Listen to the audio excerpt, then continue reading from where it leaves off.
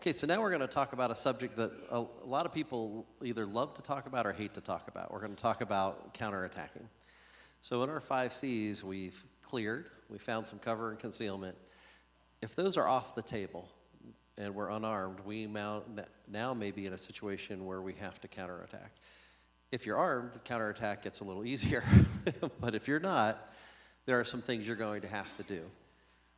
One of the things that we're going to have to do is we're going to have to be committed to the attack. And that means that we're going to have to do some ugly things. And, you know, TV sometimes makes it look easy, and sometimes it is. You know, hit somebody, they go down. Sometimes they don't. Sometimes we get hurt. Sometimes we're fighting somebody and several of us get killed. That can happen too. So when we plan an attack, we want to plan it with speed, surprise, and aggression. That's incredibly important. If you want a good counterattack, if you want of any type, you must consider that concept. In other words, we need to hit somebody hard, we need to hit them fast, and we need to keep doing it. And there's a couple of ways that we're going to talk about doing it. It is true, not everybody can do it. A 2-year-old's going to have a hard time with this, right? But a middle schooler can do it. And yes, we don't want middle schoolers to have to do it, but we may not get to make that choice. There's a guy who made the mistake of breaking into the women's softball locker room. The pitcher had some softballs with her. What do you think happened? He came out unconscious with a broken face. Now, good for her, right? And of course, she ran around screaming that there's a pervert in the locker room, right? And she's running around. And so I don't know, they're like, where is he? He was in the locker room. They found him in the locker room. They're like, did you do that? She goes, well, I threw the softball at him. So they said, how hard? As hard as I could. Which was apparently really hard. So that's what I mean about we don't always get to decide who's going to be in that situation. We try to manage things so that doesn't happen, good security, so those things don't happen to us. But they might. So let's talk about it for a moment.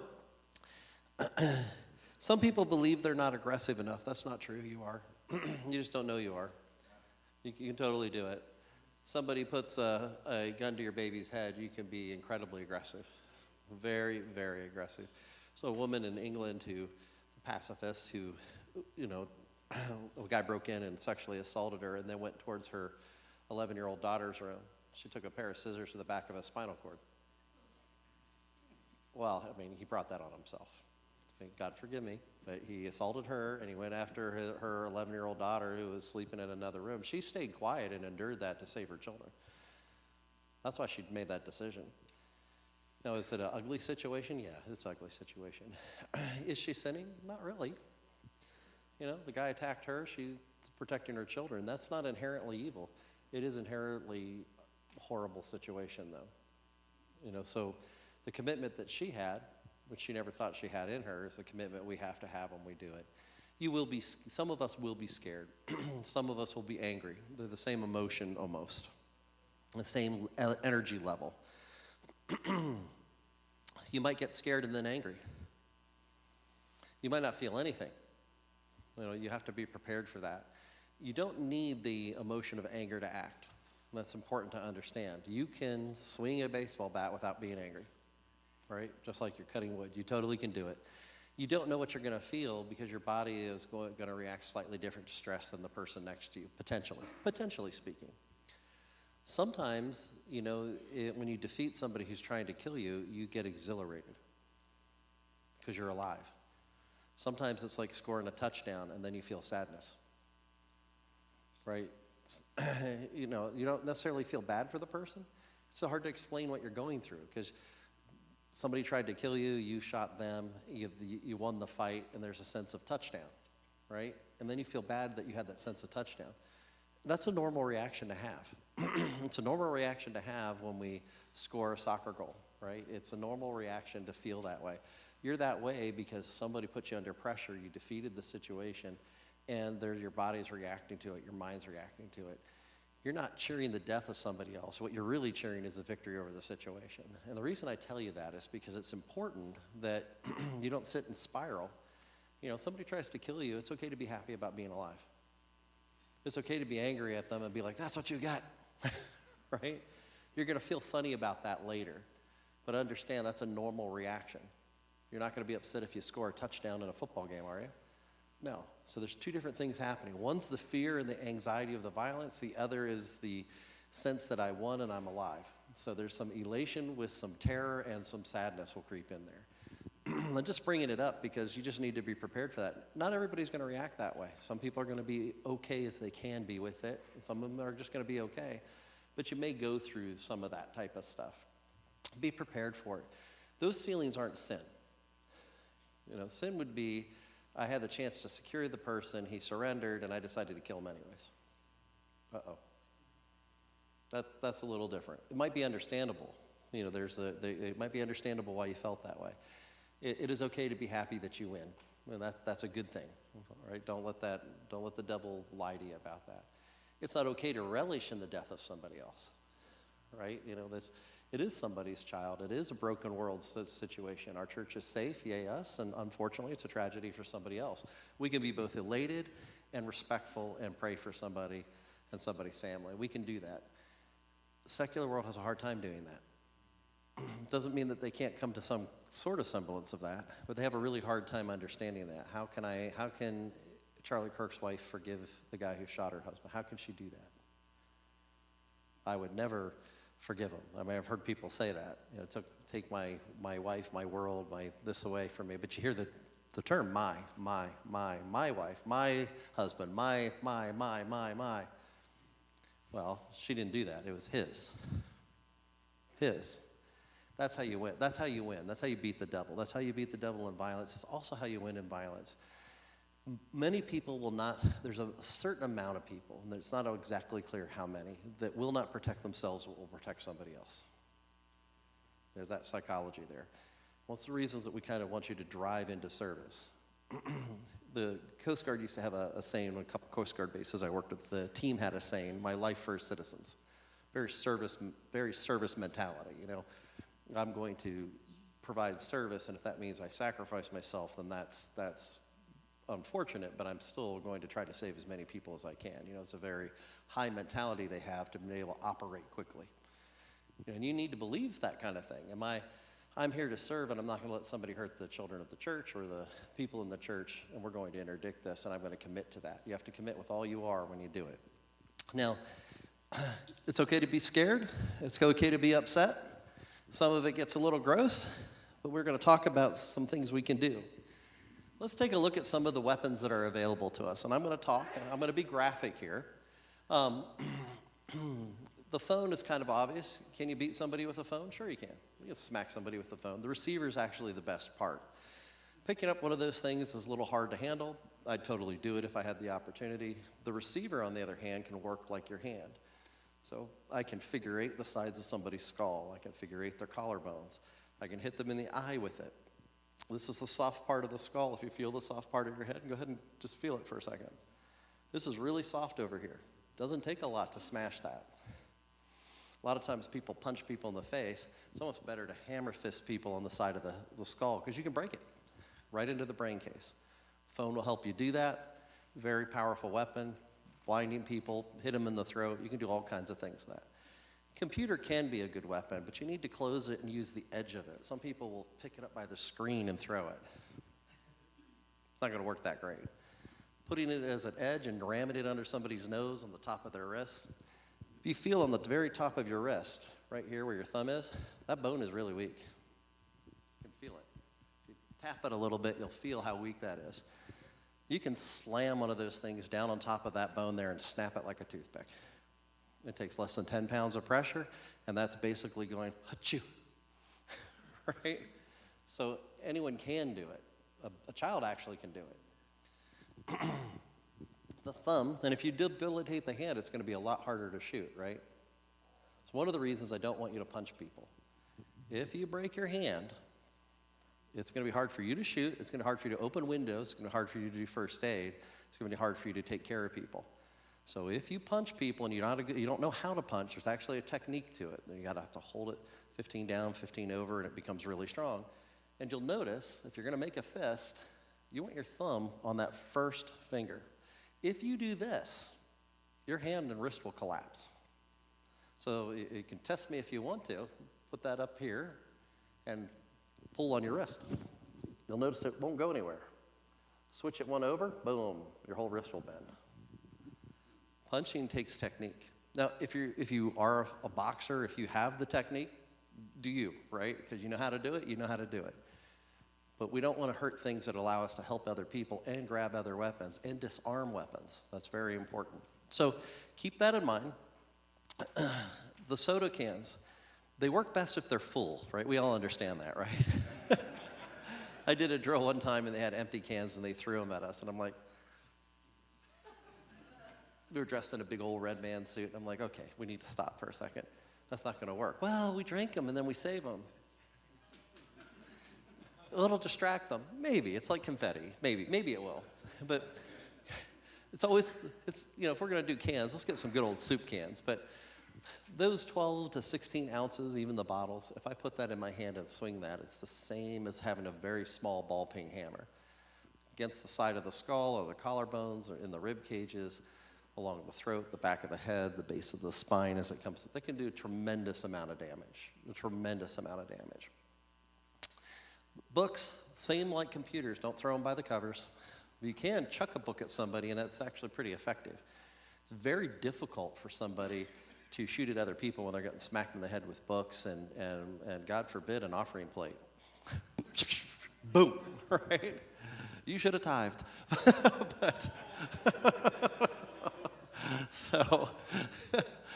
Sorry. Scissors are rather obvious, but I want to point something out with the scissors. Yes, you can stab people with them. You can do that. That's rather obvious. The back end of those scissors, especially ones that are steel like that, are ideal for gripping in your hand and shattering windows or breaking bones, top of arms, fingers, all types of things. Opening the scissors up when somebody reaches into a room and clamping it down on it and then turning it circumferential, meaning just making a giant circle. What that will do is it'll cut all those arteries in here and they'll bleed out very quickly. It's very likely they're going to die unless they get help. You're going to clamp down on it really hard and just crank it all the way around the bone, which is disgusting, but it works. If you have to do something like that, you're going to feel a little sick. The duct tape is not for tying them up, although you could do that, right?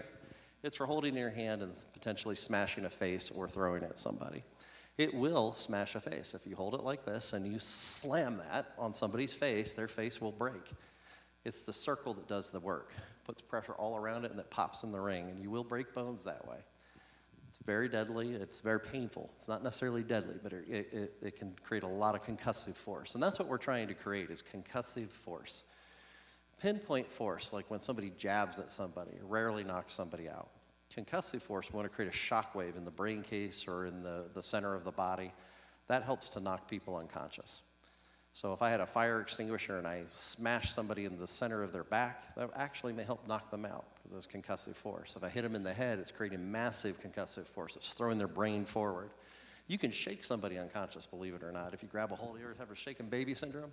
If you ever grab a hold of somebody's collar and shake them, they can actually go unconscious if you do it hard enough. I would hit them, right? Because I wouldn't want to take the time to shake them, right? But the point is that concussive force does the damage, right? Right. A couple other things you can do. You can reach up and grab somebody's collar on either side, and you just flex your elbows, and you'll choke them to death on their carotid arteries. You just have to hang in there. They may have knives or weapons. That's why chokeholds are very dangerous in real combatives, because when you use a chokehold, unless you have them from behind, because people see MMA a lot, people pull out knives and stab you to death. So both of you end up dying, or one of you ends up getting stabbed to death and the other ends up living. So striking is usually better, but not in this situation, unless you get knocked on the ground or something like that. The stapler is the same way. Now, one of these drills that we did, people shot the staples at us. That's not what I mean. Again, I've got them. No. So, again, it's very similar to what we talked about earlier. You're going to take the stapler, hit them in the side of the head, in the eyes, in the throat, in the groin, back of the kidney, the liver side. You know, you smash somebody in their liver, you can knock them out. These things are great to protect your hand. That's why we're using them. Also keep your hand from breaking. We're trying to avoid this and use this. Now, if you punch somebody, you know, you do what you got to do. So let's talk about, anybody see those old paper cutters? They're still around. That comes off and it swings like a sword. And you can cut hands off with it. You can cut heads off with it. You can ram them into the sides of the knee and cut the tendons so they can't walk. You can do that type of stuff. Why would you do those type of strikes? You might do that when somebody has their foot in the door and they're trying to get in there and the knee is simply available.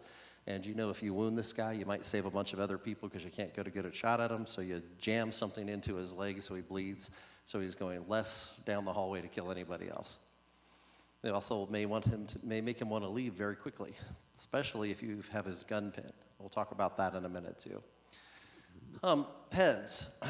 Single pens are okay, but if you have a pack of pens or pencils and you put them in your hand and you squeeze really tight, you take the eraser side of a pencil. I know it sounds weird. If I had 5 of them here, I can break windows with that.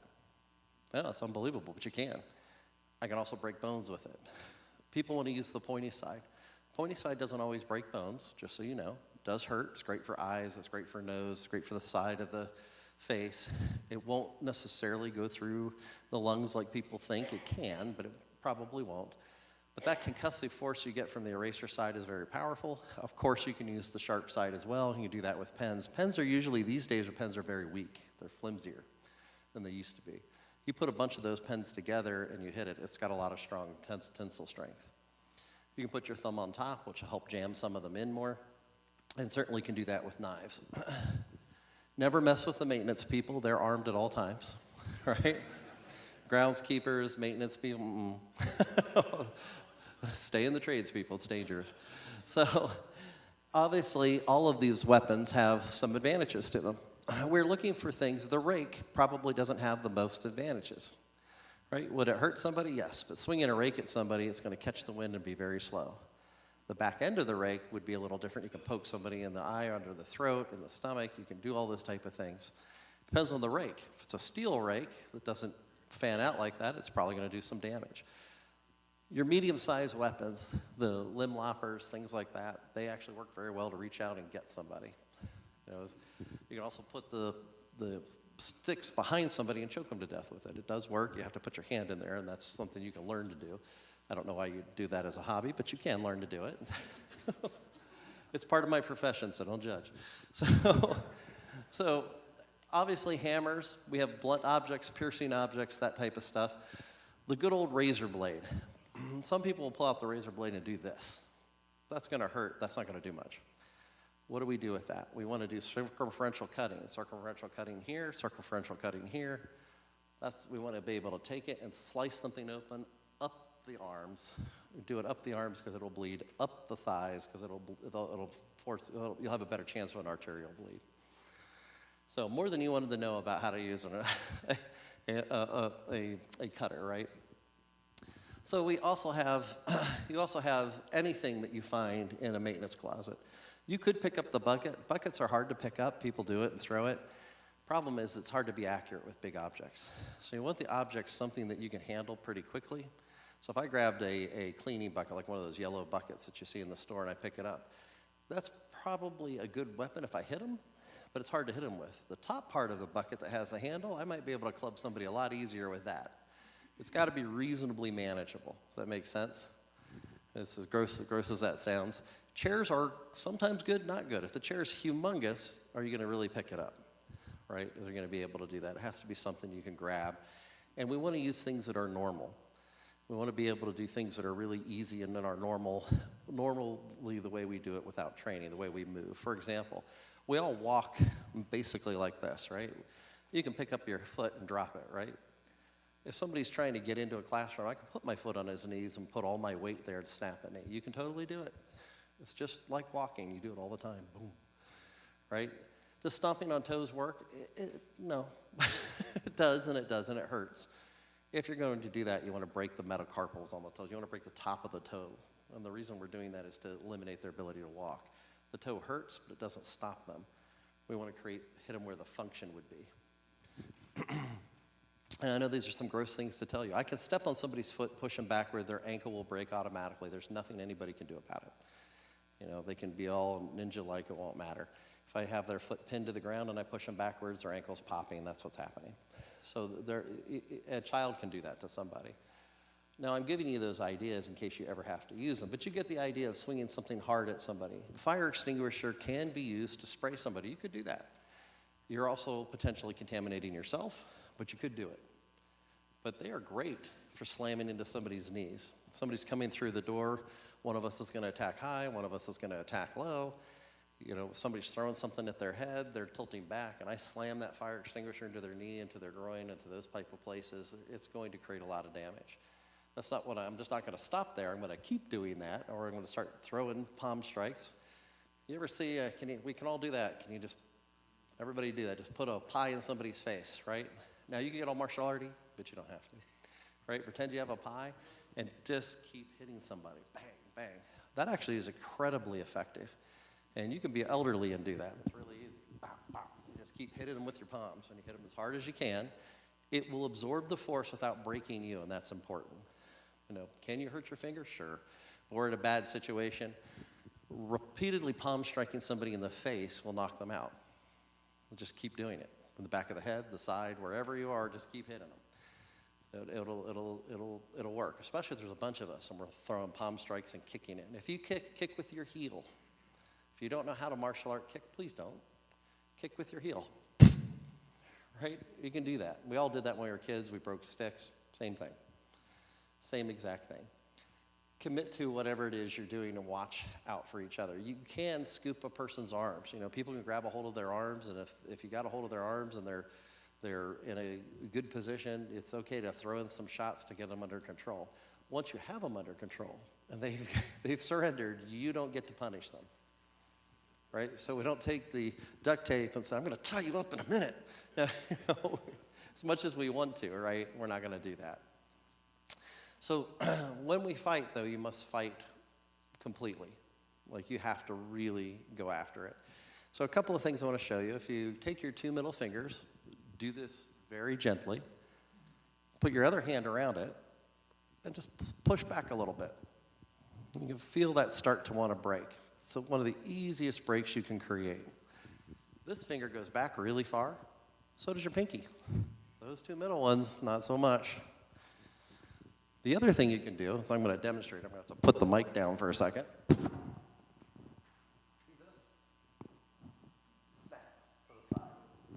That's a great way when somebody's reaching in with a gun. You can actually just grab a hold of their fingers and break them. That makes it really hard to shoot. Even somebody going around the corner, if you get a hold of that firing side, you split it like a wishbone. They got real problems on their hands. That's going to be very hard to shoot. The reason I emphasize that is because when we fight with a gun, we want a gun either really close or really far away, where we have a lot of cover. The lethal side of the gun is the barrel side. Now, there are people who will tell me, well, I could hit you with the butt of the gun and kill you. Okay, sure, that can happen. But at the beginning here, the lethal side of the gun is where that hole is, right? The gun will go off if you're struggling with them. It'll often jam, too. So you ever try to fire a gun, and if you've ever seen those experiments where people try to fire the gun and they push the gun to the side and the gun jams on the second try. Doesn't always jam, but it can. A revolver doesn't jam, right? So some executive protection people will use revolvers for close combat because they don't jam, and then they'll use the larger 9mm types of capacity rounds, or 40s, for their backup pistols. Sounds strange, but if you think of it from their point of view, it doesn't jam if they're close up, if that's their job. Important thing to know is you can hold a revolver shut. You can hold the revolver so it can't turn twice. You can stick your finger in the clip, in the hammer. You can do all of that. One of the easiest things to do, though, is just break their hands. It's really easy. For example, if you take your thumb like this, and you squeeze it, it's incredibly painful. Somebody's coming around, you get a hold of that, and you break it. You squeeze it till it breaks. It will make you sick to your stomach. You might hear it, you'll feel it. It's gross. I'm just telling you, it's gross. So what? Lots of things in life are awkward. That's one of them. So breaking that thumb, can you imagine trying to shoot without a thumb? It gets difficult. Imagine trying to shoot without a thumb and two middle fingers. Or imagine your knuckles being completely parted. We want to physically destroy the ability for that weapon to fire. So that's really, really important to, yes? But again, I understand that. What if somebody puts their, how do you break their fingers if they put it around the corner and you see that? I'm not going to do it to you. So, I'll show it all to you once. So you have the gun in place, right? The other individual does. The other individual does, right. Right there and right here. So if I have to bring that gun around the corner and the barrel's over here, all I have to do is reach any one of these. I can pull the fingers this way. I can smash each individual finger, that'll work too. Or I can grab a hold of the thumb and smash it. The easiest way to do it is put your hand on it like you're holding it, and then squeeze. And you'll notice something very important. If somebody holds a gun like that, and I put my hand on here and I squeeze, they start to feel pressure all over me. Well, I just squeeze that thumb right into there, and I just grab the two fingers. So once you've done that, once somebody comes around the corner, I just grab the two fingers, feel it. Nobody can hang on to it. I've defied people to do it. They'll take their guns out, and the big muscle guys, they have their gun, they have a death grip on it, so they're not going to shoot well anyways, but now they're all over the place with the thing. They're a little extended, right? If they're a pro, they would have done it this way. They would have done it the right way, but they don't in this situation because I've now grabbed a hold of the gun and made it heavier. And all I do is grab a hold of their hands and just start breaking. I've never had somebody be able to stop me from doing that. I've never had somebody be able to stop me from doing that in a training scenario or in other situations. Why? Because my hands are much stronger than your fingers are going this way or that way. So if I wag my finger, my hand is much stronger than this direction on anybody's finger. If you want afterwards, I'll show you exactly how to do it. I won't really do it to you, but your hand will just pop open. Your hand will pop right on open. It amazes people when they see it, but did you have a question? Well, you're here. So we talked a little bit earlier about most of the people that do stuff like this aren't like tactically trained. Most of the time. Most of the time. Like my first instinct, unless I was far away, would be to literally put the person on the ground. The first way I could find to put the person on the ground, that puts them at a disadvantage.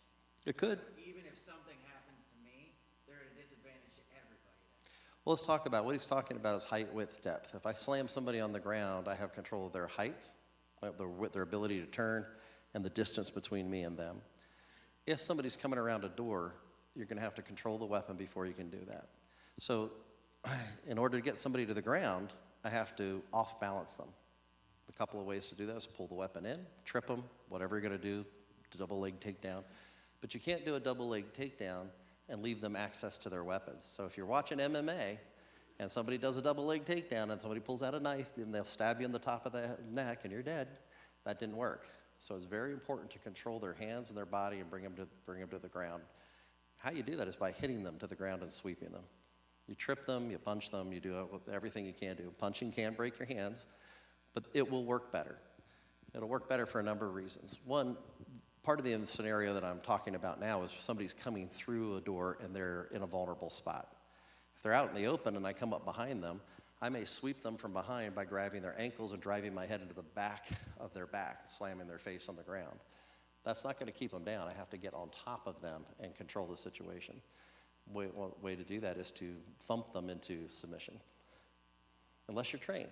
If you're very well trained, you could do something different. If you do Brazilian Jiu-Jitsu, maybe you could do something different. You could put them in an omoplata, you could do all this crazy stuff. However, if we're in the middle of a combative situation and there's more than one fighter, wrestling with somebody is going to get you killed. So it's really better to strike them into surrender. Now, that doesn't mean that taking them to the ground is not wrong. Just when they're on there, thump them. Well, I just always thought, like, if I can dictate where that person is, like, so if they're on the ground, even if, let's say, they stab me and kill me, they're on the ground and there's other people. Other people can. Major disadvantage to They are. They are in a huge disadvantage. You hear what he's saying? If he grabs somebody and let's say they do kill him and he hits the deck, the rest of us can surround and kick that person to unconscious, right? You're right, they're at a terrible disadvantage because you're hanging on them like an albatross almost. And that's actually a very common approach that happened in, down there in Virginia Tech. A couple of kids tried that. They all died, but they did slow them down. They did slow them down. So you got to get them to the ground. That's the key, because you can get shot and killed on the way down. And if they get to the ground and they kill you and they get back up, you've wasted it. So, however, destroying his ability to, or her ability to, because they're not always men, to actually fire the weapons saves more lives. And there's a lot of interesting ways you can do that. You can learn to do that, but it's not wrong. It's not wrong thinking. It's not wrong at all. If that's what I got, if that's all I can do to save everybody else, I get somebody to the ground, then I take the shot. Nothing wrong with that. I just want people to understand, if I was in a gym, I might throw a basketball in the back of the guy's head or their face or wherever, right? And then follow the basketball as it hits them and tackle them. You know, a good old tackle isn't bad either. We do it all the time in law enforcement. Issue is, can I destroy his ability to wage war, basically? Tackling might work if you think you can pull it off and you got him, you got him. If you don't think you can tackle him and you don't have him and you just have his hand, destroy it. Just take it apart. Does that make sense to everybody? So last gross thing I'm going to tell, well, not the last gross thing, next to the last gross thing I'm going to tell you, is we're looking for think, breathe, move. So if I can destroy their ability to think, smashing them, distracting them, doing that type of stuff. If I can hurt a moving part, foot, hand, whatever it might be, right? And if I can somehow damage their breathing, breaking lungs, doing that type of stuff. Is it okay to put a shooter in a sleeper? Yes, of course it is, right? It's just hard to do it from the front and survive, right? It's easier to do it from behind. Nothing wrong with that, right? Think, breathe, move, think, breathe, move. I want to create that problem for them all the time. And we can do it. We can do it by throwing things. We can do it by screaming, yelling, all kinds of stuff. And we're going to experiment with this here in a second.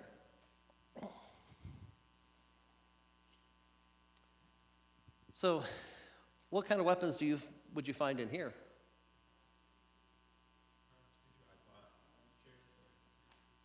Books, chairs. We may have some, right? Anybody carry a pocket knife? Can you make circumferential? Can you cut somebody in the neck with one of those? Yeah, you can. You sure can. Would that be gross? Yeah, of course it would. Of course it would. Absolutely. Some of us probably have guns, right? We just have to watch for the people that are in the way of the bullet, right? So there's that too. So there's a lot of ways to defend ourselves. If we didn't have a weapon, we can use music stands. We got the drums. We got the microphone. This microphone would be great. It's nice and heavy. It's got batteries in it, right? We could throw it at somebody. We can't just throw something at somebody and expect that to be the end of it. So once you throw something, you must move and continue to throw or get closer or get away. Other people need to keep attacking. You got to keep the pressure up on them. We want their psychology to break, and that's really important. If you are trained in some type of martial art, that's great. Sometimes other people get in the way of you using it. So, for example, if I'm going to do a series of wrist locks, people will sometimes grab the person and make it impossible for me to take them down. Civilians trying to help you will do that sometimes. I got him. Like, oh, okay, well, now we need to go this way, right? Instead of like putting them in something else. That's okay, though. As long as you got them, we're okay, right? It doesn't have to be picture perfect. We don't have to have a finish line, pristine finish. We just have to finish safely, as safely as we can. So, I'll give you an example. Does anybody know what a knee bar is by any chance? Do you do some jiu-jitsu? Yeah, I was the army, so I think about it. Okay, all right. So somebody put somebody in a knee bar, right? Is that a good technique? Absolutely. I don't like knee bars. Do you like knee bars? They are painful. They make you scared, don't they? So because he has some training, you know, when you put somebody in a wrist lock or a knee bar or some type of joint lock, they get scared and are defeated. That's what happens. They're afraid that they're going to get broken, right? When you punch somebody or strike them, they get angry, right?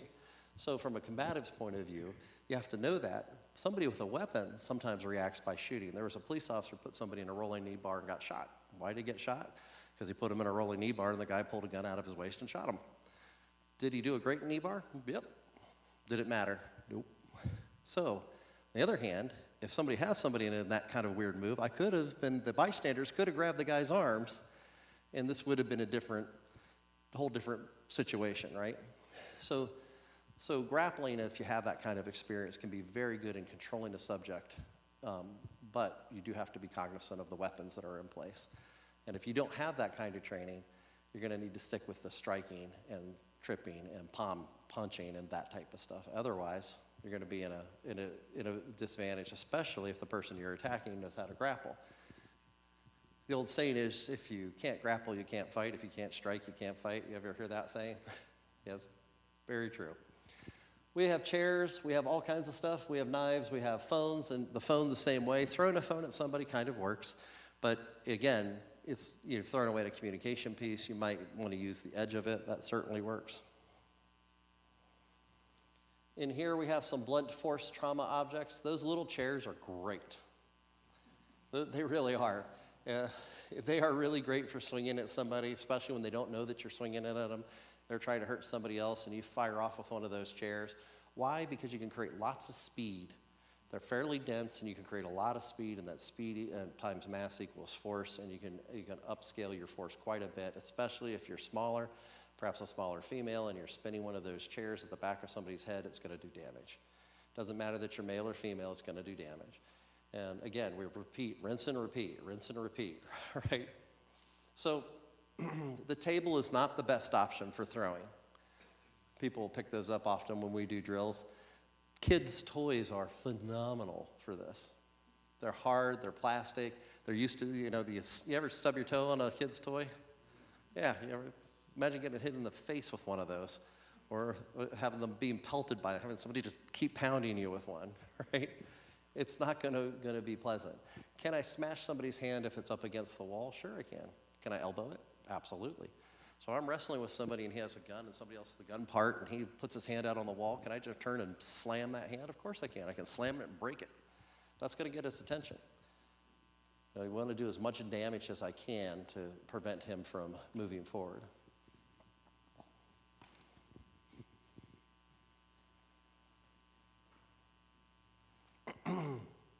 So, this is sort of good news. Police miss 80% of their shots in a dynamic event. 80%.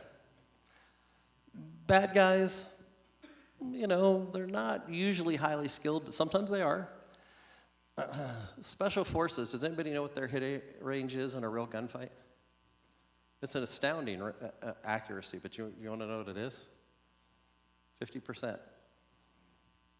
The world's best are at 50%. It's actually really good.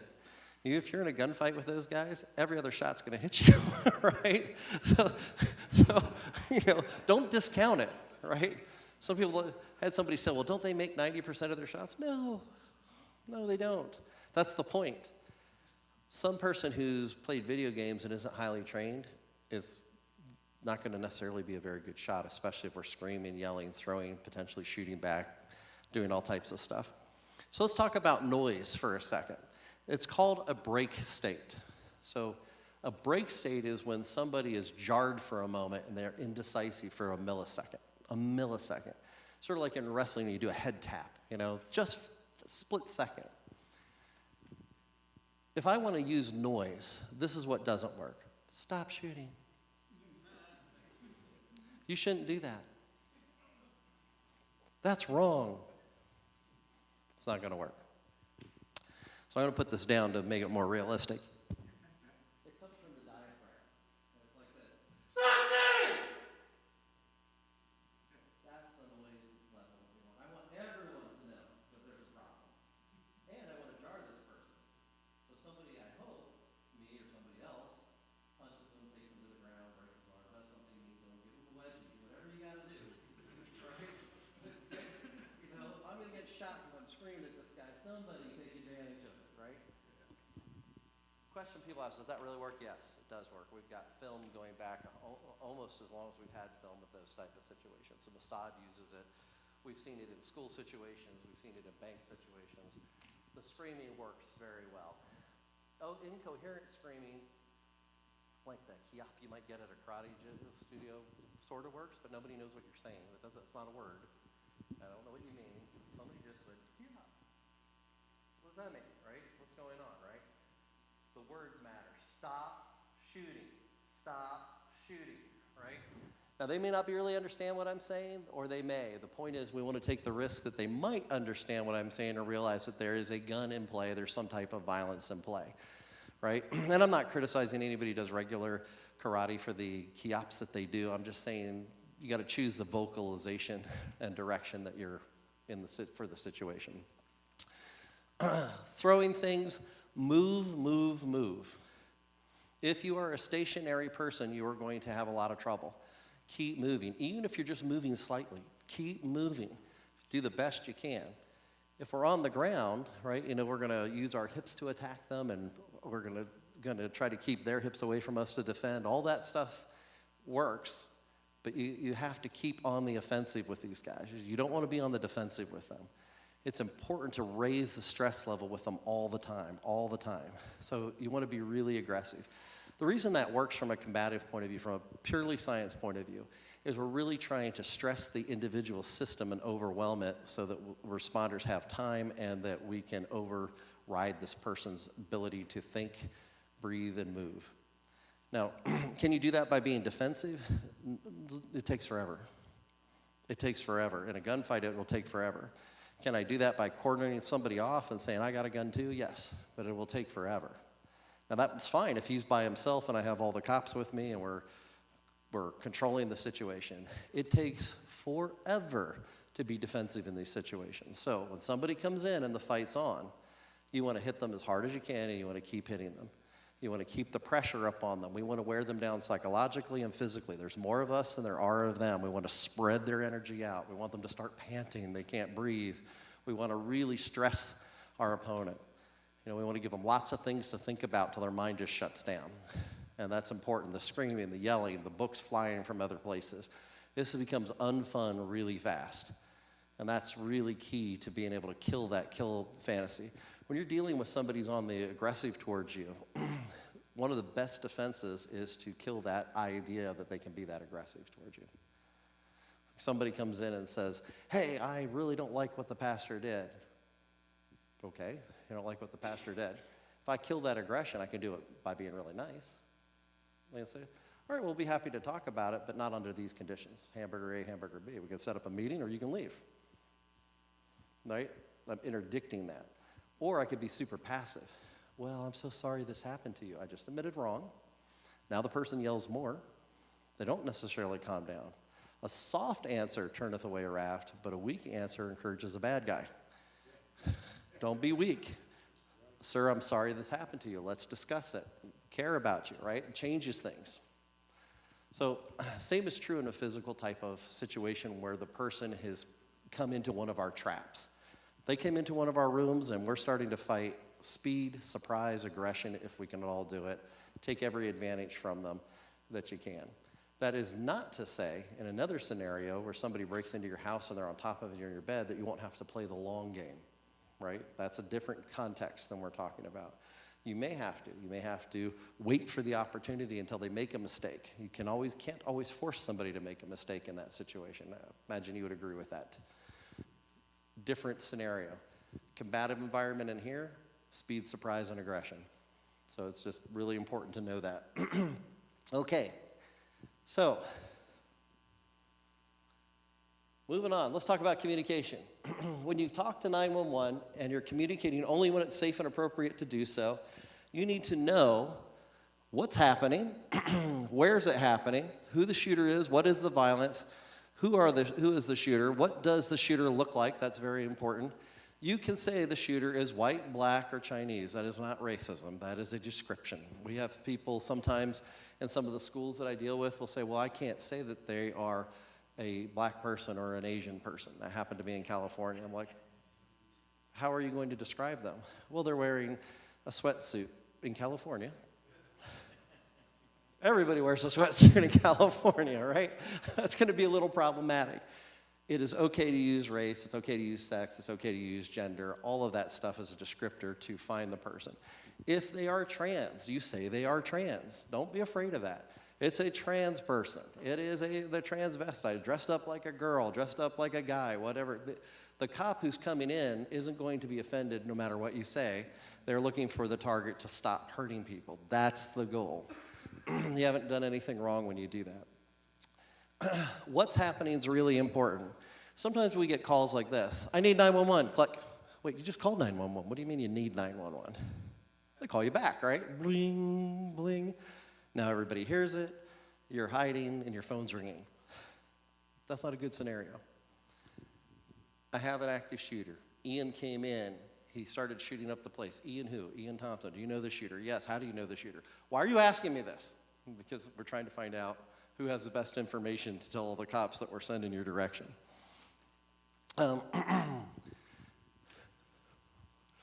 Anything that the person looks like that they, if they have a deformity, say it.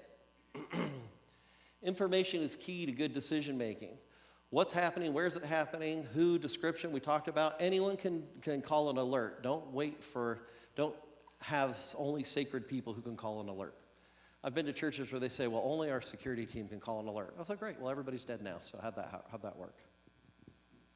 Right? If I see somebody with a gun walking through the church, going to the Sunday school area, you gonna say something?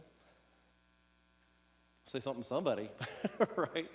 Right, well, only this, hey, I just wanted to let you know, there's this guy, he looked a little funny, he had a gun.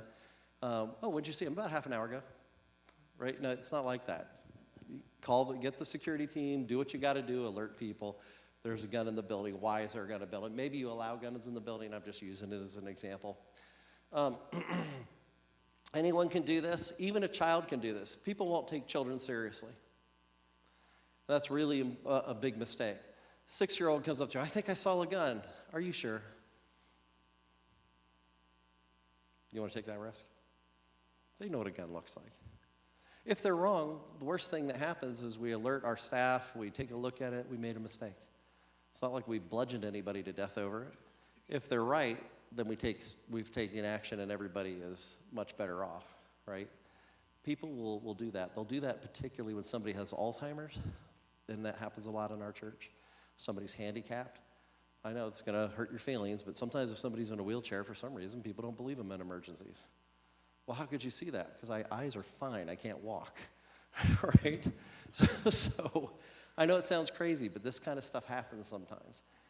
Well, somebody says that somebody is potentially violent, or they have a knife, or they have a gun, or they're planning to do something. We're going to believe them for the moment. We're going to certainly investigate it, but we're going to believe it for the moment. Do not ask permission, just do it. Use a command, and this is really important.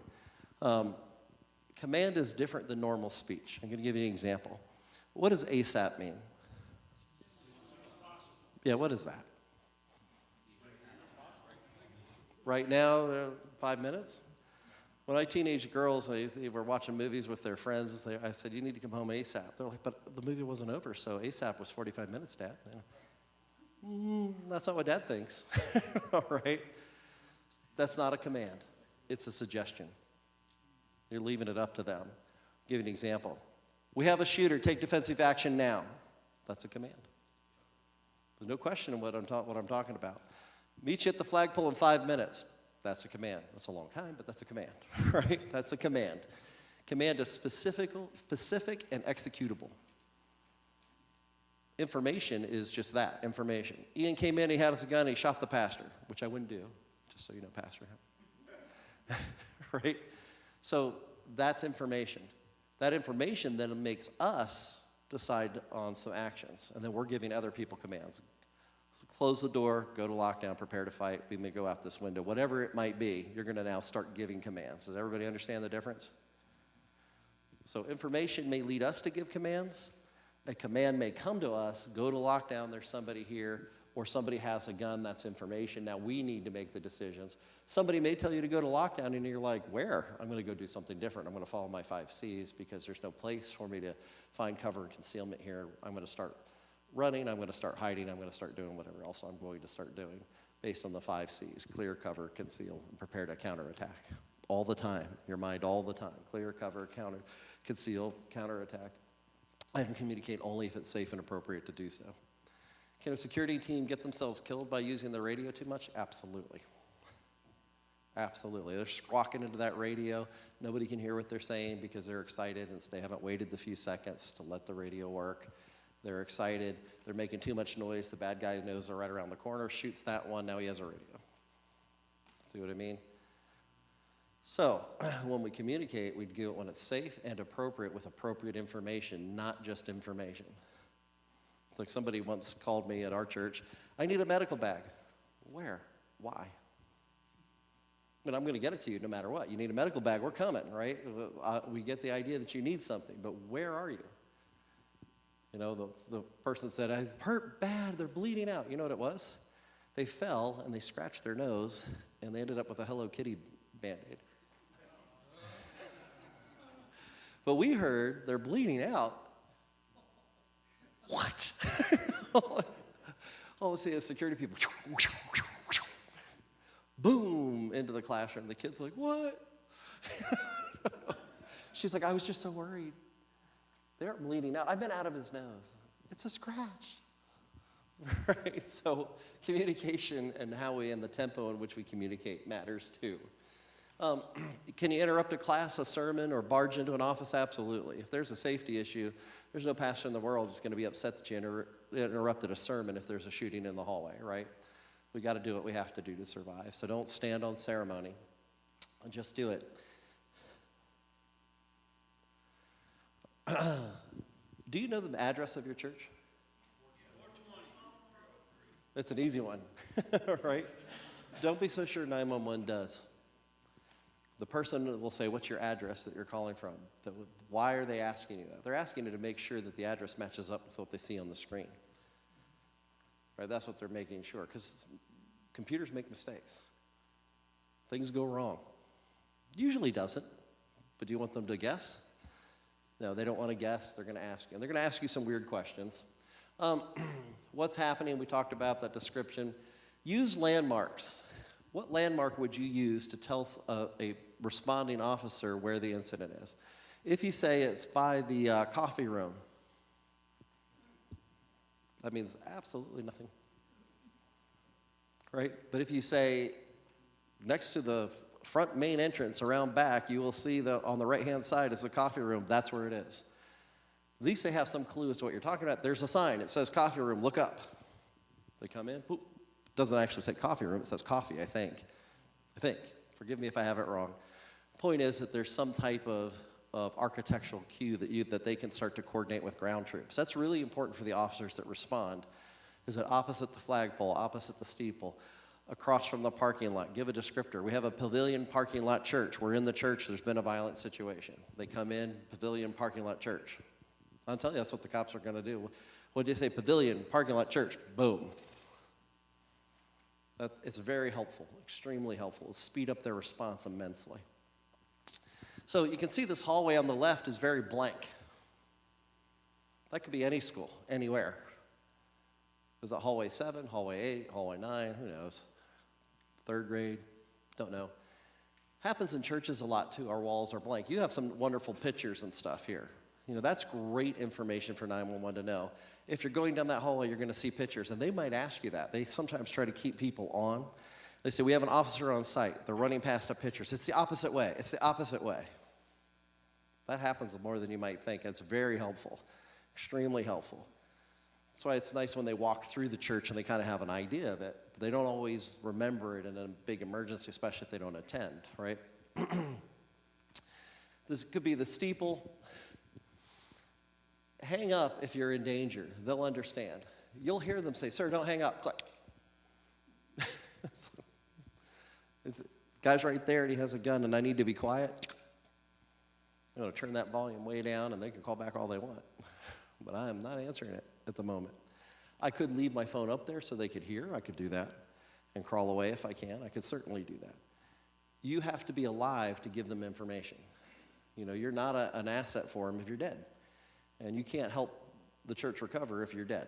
So they understand that you cannot get in trouble for hanging up on 911. People believe that. You have the right to survive. It's a tactical hierarchy. Hang up. You are not getting in trouble for doing that. You know, you have the right to defend and protect yourself and to live. They understand that. They expect it.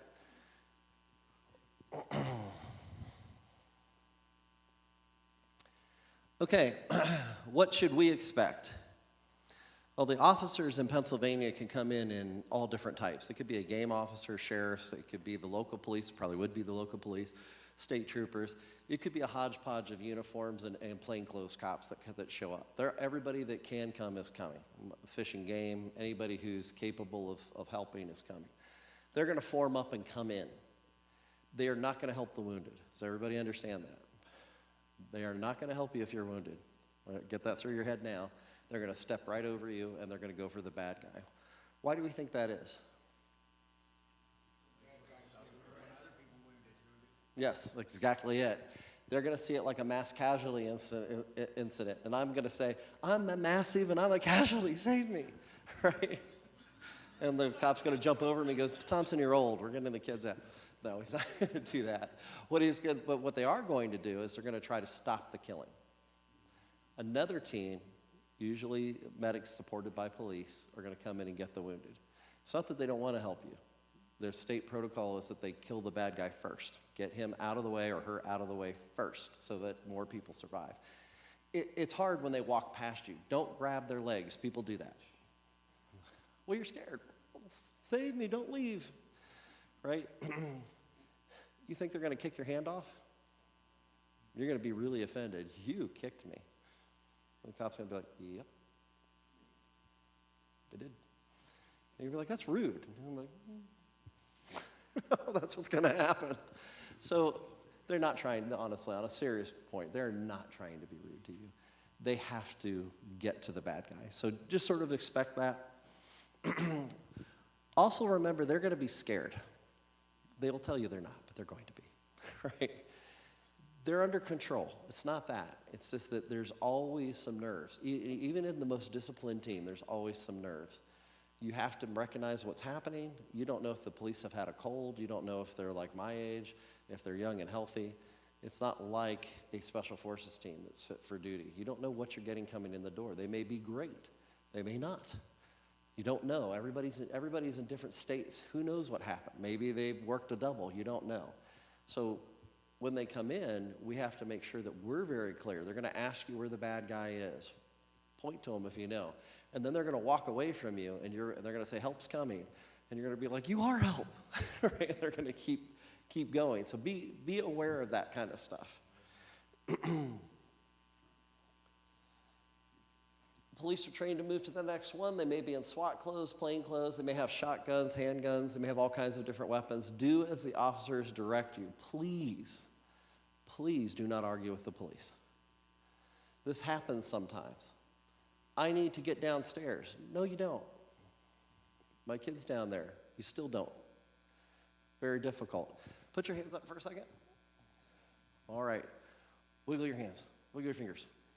Now I know you don't have a weapon. Really easy. What you don't want to do, since my cell phone's with Pastor, I'm going to do it this way.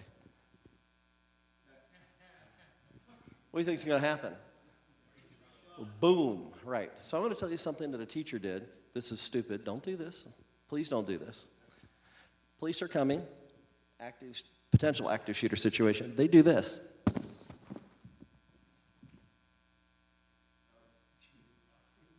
do you think happened?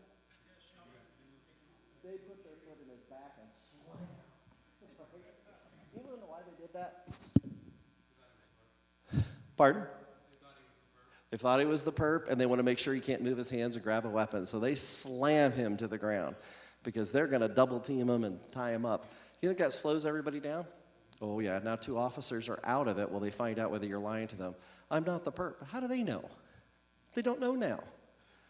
What were you doing? Well, I was just trying to, surrender so you know I wasn't a bad guy. Now they're taking all this time to find out questions from you, and they're going to zip tie you and leave you there, potentially.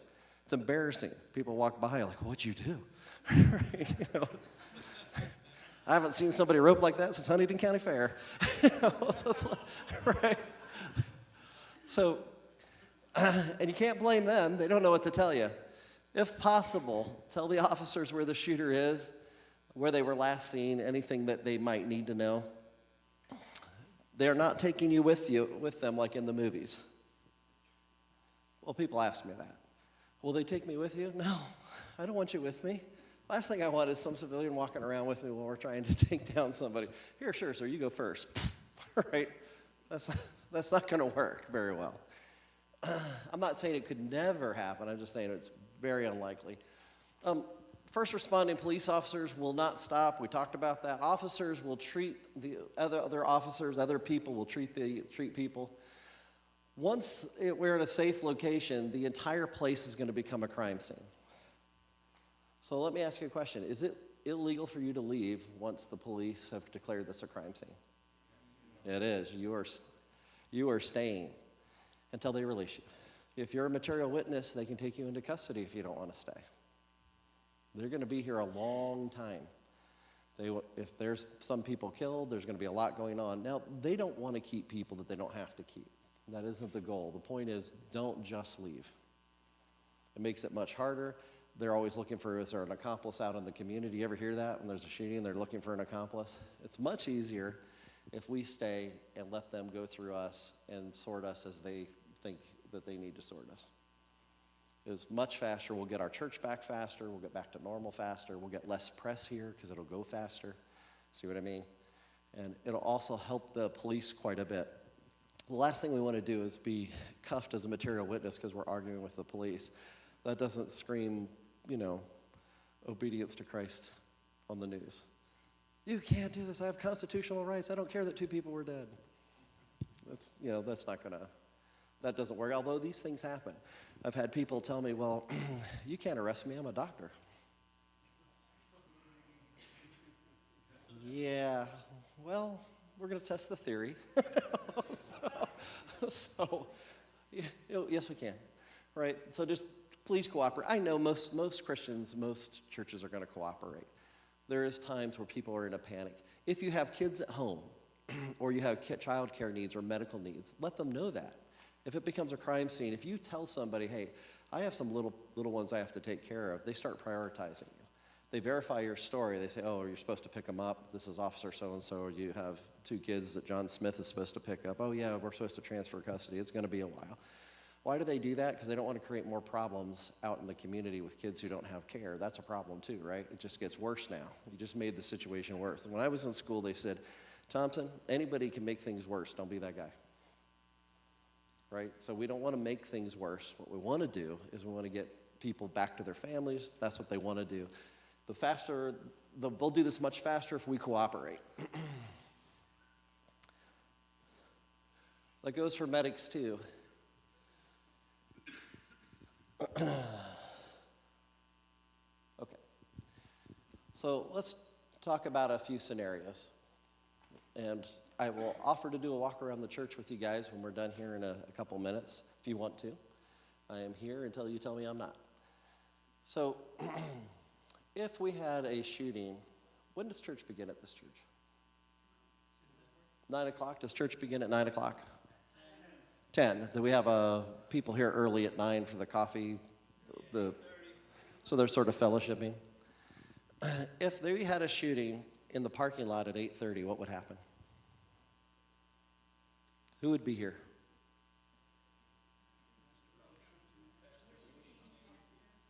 The pastor. Where would you be, Pastor? I'd probably be out here. At the door? Yeah, or well in the lobby. Okay, so if you were in the auditorium and you heard something out there, I don't know if you would, it's pretty far, you might. Would you go out there while there was a shooting, or what action would you take? Based on the 5 C's, what would you do? I would probably look for a place where I could be away from it. That's probably a pretty good answer, isn't it? And if when you're in a safe place, we're going to call for help. A lot of people will go straight to the gunfire. It's normal. It's a normal reaction. I want to help. I want to find out what's going on. If you're unarmed, you're outmatched in that sense, right? You don't have an advantage. Okay, if it was 9:30 and it was somebody got shot down here, what would happen? Even though most people are over there, if it was that side, what would happen? It's a lot to think about, isn't it?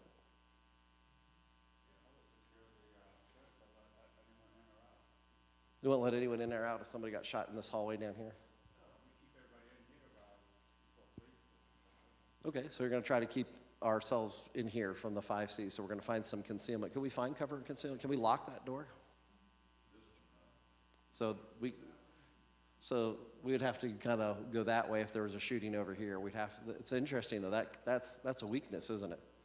So if I had a shooting over there, I actually can't keep people from coming in the sanctuary. It puts us in jeopardy. That's one of the reasons I like to do these scenarios, because the 5 C's are great and they will work, but the environment impacts them. I can't lock that door. I need another plan, especially based on time. If we had a security team, I don't know if we actually do or don't, but if we had a formal, really formal security team, would they be in here that early? Or they only show up for the service? That's a question to ask, because harm can happen anytime we use this space. So what do you want from that ministry? Do you want that ministry to be here when people are fellowshipping for coffee? Or is there a plan for the person who runs that? If there's a person who runs it, maybe it's switched between people. I'm not sure how that goes. Do they know what to do if there was an active shooter situation? How would they handle that? Or domestic violence, or somebody pulls out a knife, or somebody's looking for the pastor because they're angry at him because their wife told them they weren't allowed to drink anymore, and they want to, and that pastor's ruining his life, and his wife's on him all the time to be a good man, that kind of thing. Those things happen. So if it was the middle of the service and there was a shooting in here, what would happen? Or somebody pulled out a gun in here, what do you think would happen? Yeah, a lot of people probably would run for cover. Let's go through the 5 C's. Who could clear? Depends on where I'm at, right? Like we did earlier. I'm standing over here. Maybe some people could get out the back. Maybe some people could get out this side. Would they? Pardon? They might freeze. They might freeze. Something to keep in mind, some people will freeze and just stare at what's happening. Some people will pull out their phone. So it's really important to tell them if the disturbance happens and you're not near it, follow directions. Start clearing, especially if we have a firearm or a knife. Could I stab a lot of people in here on a Sunday? Yeah, I could. I could run down a pew and do that. Pardon? Yeah. Yeah, you could get a lot of people. You sure could. You sure could. So we need people to obey what we're saying and move and to know what to do. Leaving is great, especially if they have little ones and we're containing it over here. Somebody also has to call the police. So the person who's exited, we need people to call the police. It's okay if multiple people call the police. That's perfectly okay. That's why we have a 911 system. That's why they tell you to hold on, which is so frustrating. Hey, can you hold on? What do you mean I gotta hold on? Hold on, don't go anywhere. We know about the incident. Don't go anywhere. You'll hear that. Don't go anywhere. I need information from you. Like, are you safe? Sometimes they'll say that to you. Are you safe? Yeah, I'm safe. Tell me what you know. Okay, goodbye. If they hang up on you, it's because they don't think you have anything to add to them. If you're like, I left. I'm driving down the highway. I already know this information. Goodbye. So I'm driving down the highway and I start saying, Ian came into the church and he did X, Y, Z. Are you down the highway? Okay, you don't know anything more. Click. Seems rude, but they don't have time to be polite about it. They're looking for the next person who actually knows something. What would we do if somebody we're in here, fell down out there with a heart attack?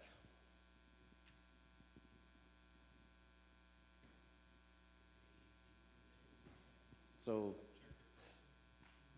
we have an AED on site, right? You come over and you're going to do something, and we're going to, and you have a process for this, right?